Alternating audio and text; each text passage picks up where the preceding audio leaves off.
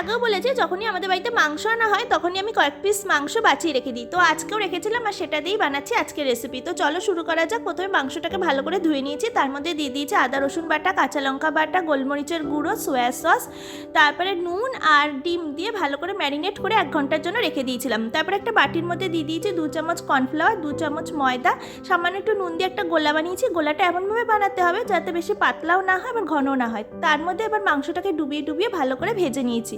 আর ভাজার সময় কিন্তু গ্যাসের আঁচটাকে একদম সিম রাখতে হবে যাতে মাংসটা ভেতর থেকে ভালো মতো সেদ্ধ হয়ে যায়। তারপরে মাংসগুলোকে তুলে কড়াইয়ের তেল কমিয়ে তার মধ্যে রসুন কুচি দিয়ে দিয়েছিলাম tomato ketchup, Schezwan sauce, vinegar আর সয়া সস দিয়ে ভালো মতো নাড়াচাড়া করে ময়দার যে গোলাটা বেঁচেছিল তারপরে সেটা দিয়ে দিয়েছিলাম। তারপরে নাড়াচাড়া করে ওর মধ্যে মাংসটা দিয়ে দিয়েছি।